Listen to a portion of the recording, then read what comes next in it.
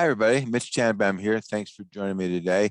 And thanks for listening to this week's edition of the Security News Update for February 13th, 2022. As a reminder, you can find the recordings of the Security News Update and the Security News at cybersecurity-mitch-tanenbaum-blog/SNU. And you can find this and other recordings at the cybersecurity.us website.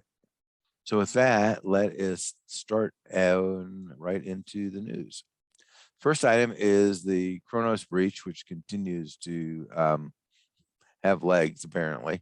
So now Puma, who apparently was a customer or is a customer of Kronos, has filed a breach notification with a number of states as required by law in those states.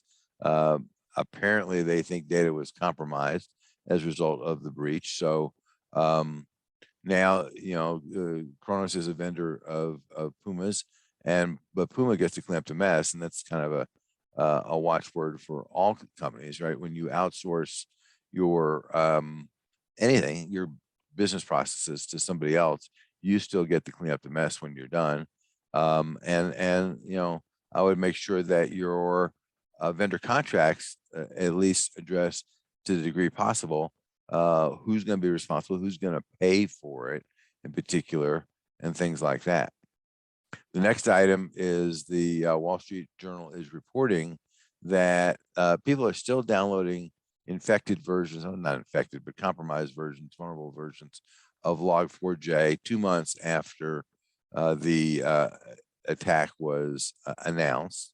The vulnerability became public to the tune of thousands of copies a day.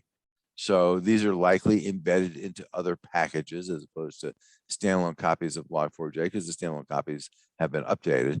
But the question just kind of begs the question of, do you know what your developers are downloading? Do your developers have a process for making sure that they're not downloading vulnerable software?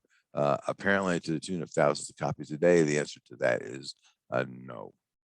Not directly cybersecurity related, but cyber related. Ford says that they're going to go off and shut down or cut plant production at 8 North American plants, including the plant that makes F-150 trucks. And they're doing that because of a lack of chips. And, I believe that this chip problem is going to go on until 2023 sometime. It'll probably get lesser towards the end of this year, but it is another challenge in the supply chain. And anything that you are depending on that uses chips, which is pretty much everything, including a teddy bear these days, is going to be a challenge to work on. For the third time in about 45 days, Apple has released a patch for a 0-day, this time in WebKit. 0 days in the strict definition of what 0 days is that they are actually being exploited in the wild. This apparently qualifies for that. So Apple is being a bit challenged, and what's happening, of course, is their operating system is becoming more complicated, just like Windows is. It's becoming older, just like Windows is, and it is hard to keep everything straight. So the DoD can't quite figure out what the hell it's going to do with CMMC, which is really unfortunate. They've been wrestling with this since 2013. So you think by now they would have figured it out, but they haven't. They've now moved the project from the Undersecretary of Defense for Acquisition and Sustainment, which is probably not a great place for it to be, into the office of the CIO. I don't know if that's good news or bad news. They have taken a small team that was at Acquisition Sustainment and moved it as well. They have eliminated the position that Katie Arrington held until she was put on leave because of they claim, I don't know, a security breach on her part. We shall see what becomes of it. But the moving it around and changing it and all that doesn't bode well. And I'm just not terribly optimistic that they're going to get this figured out in the short term. But never can tell. So if you're a defense contractor, you got to watch this thing pretty diligently. Facebook says that it may be forced to shut down Facebook and Instagram in the EU. I assume that is because if they no longer have the ability to steal your data, the business is not profitable for them anymore. There's no technical reason why they couldn't do what they want to do without that. But as we saw with Apple and Facebook earlier, when you gave people a choice that said, do you want me to share your data? Do you not want to share your data? People overwhelmingly said, no, I do not want you to share my data, which is really a problem for Facebook. So if they are required to actually communicate in English in terms that an average human being, with a college education could understand what they're doing with your data, they are probably concerned that a large percentage of people will come up with a series of expletives and tell them to go to hell. That would definitely mess up their business model. And so they're trying to figure this out. Would they actually pull out of here? I don't know. I don't think so. I think it's a stunt, but you never can tell. And we shall see what happens. But they are at least doing some grandstanding at this point, saying that if the Europeans don't give in, then they're going to take their marbles and go home, which probably would improve productivity throughout Europe by a significant amount. Equifax is still on legal. Equifax has settled yet another lawsuit from their 2017 breach. Notice this is 2022, so we're talking going on 5 years now. And this is really the problem with any kind of big breach. It just goes on and on and on and on. So in this particular case, they settled for $425 million. Probably a large chunk of that goes to the lawyers, but at least some of that goes to the states.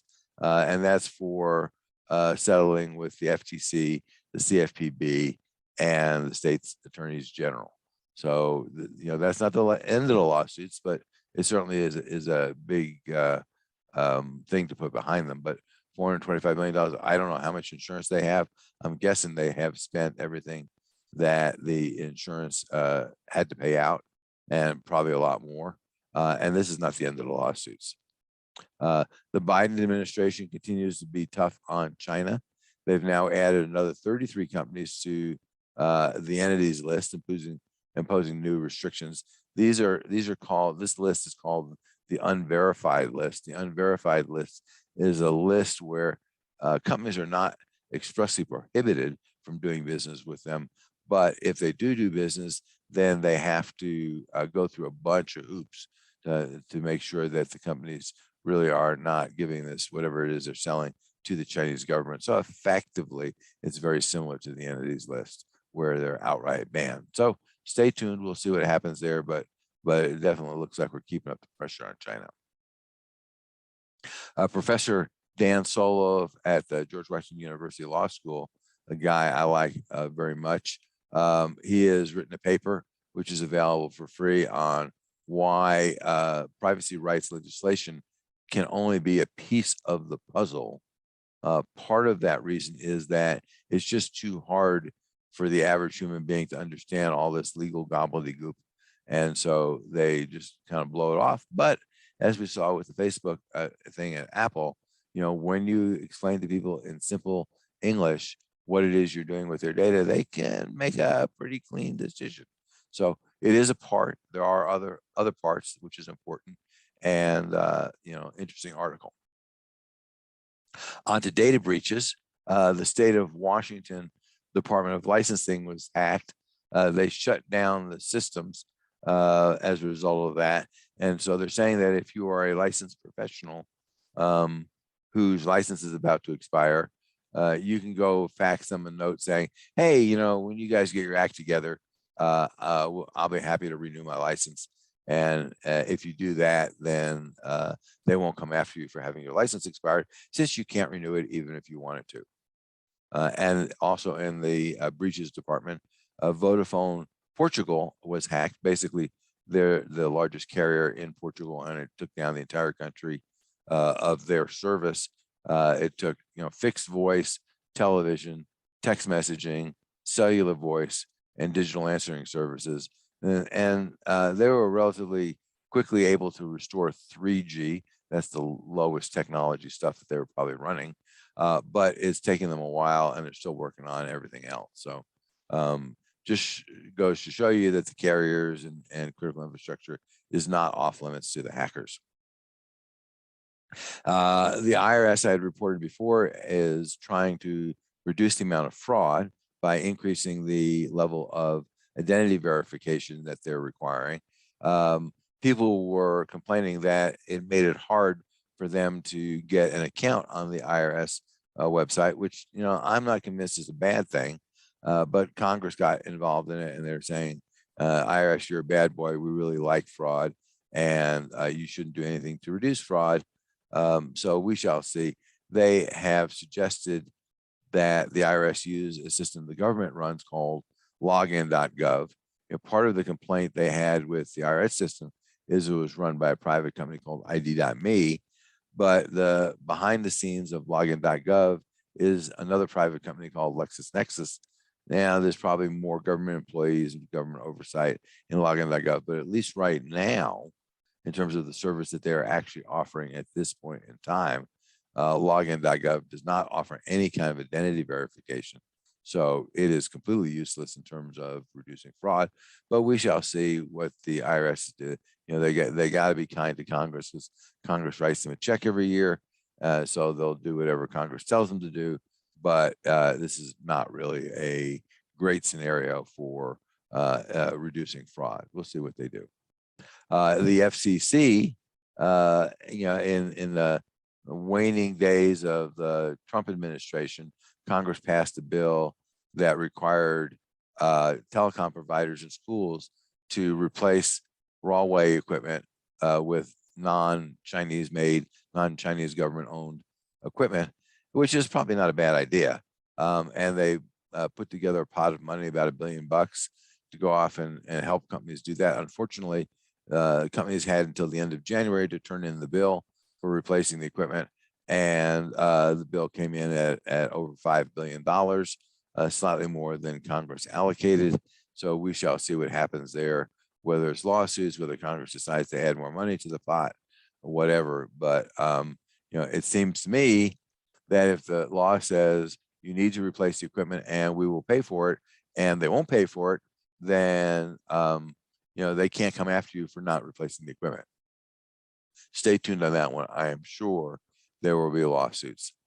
The DOJ has been using the False Claims Act literally since the Civil War to go after vendors who cheat them. They recover about anywhere from $3 to $6 billion a year doing that, and now they're going after companies who have who are lying about their cybersecurity capabilities. They warned that they were going to go do that. Now that they are doing that, possibly more. We shall see how many come out of that. But I think it's a warning to businesses that, and in their case, by the way, in this particular case, there was not a breach. So for people who think that this is due to a breach, that's not necessarily the case. In this particular case, it was a whistleblower who went off and ratted them out. And the way the False Claims Act works, the whistleblower can get up to 30% of whatever the government fines the company. So, you know, if you have somebody, an ex-employee who's not happy with you, I'm sure all of your former employees are perfectly happy with you.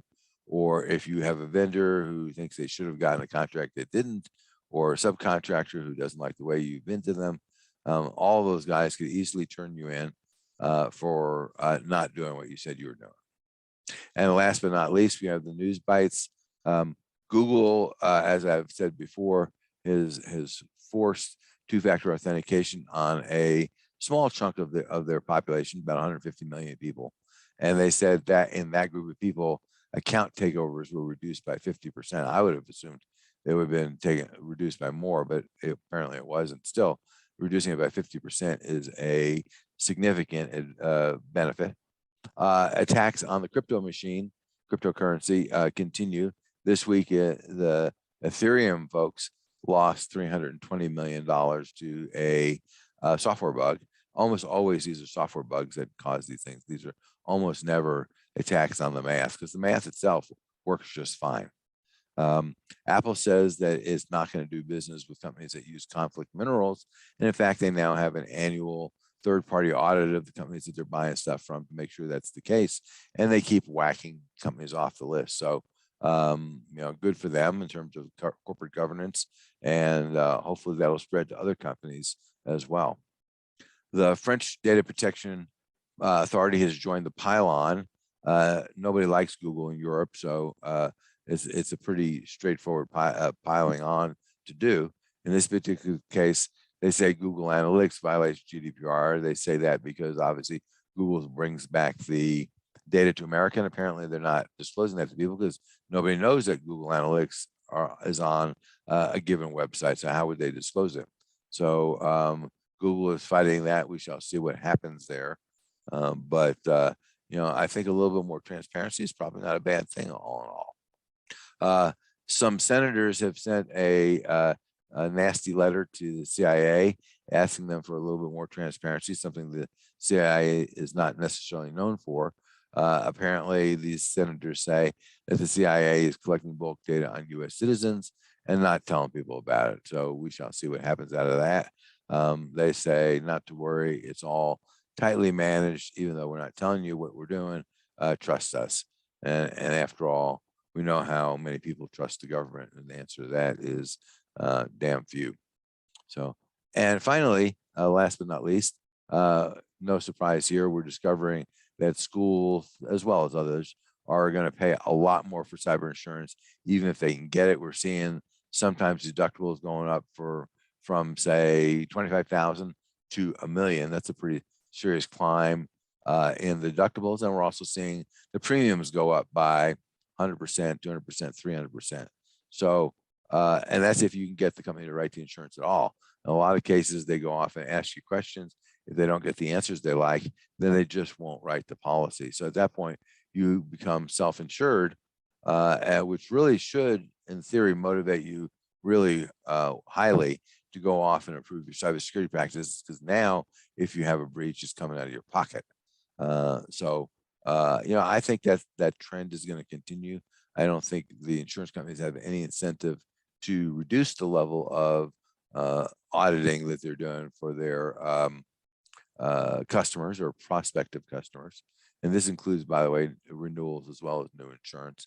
So I think we'll continue to see more of that, which is probably in the long term a good thing, painful in the short term, because people either wind up paying more money or wind up having to spend more time and effort, and not necessarily money, but certainly time and effort, but possibly money as well, improving their cybersecurity practices. So the insurance companies say that you've reduced that to an acceptable level of risk. So with that, thank you for listening. We're done for today. And if you have any questions, of course, please reach out to us. We'll be happy to answer them. Otherwise, there's other videos and audio recordings on the website, and we look forward to seeing you again. Take care. Turnkey Cybersecurity and Privacy Solutions offers the complete cybersecurity program for small to medium-sized businesses. They include everything needed to secure your business and meet compliance requirements. Visit our website at turnkeycybersecurityandprivacysolutions.com to learn more.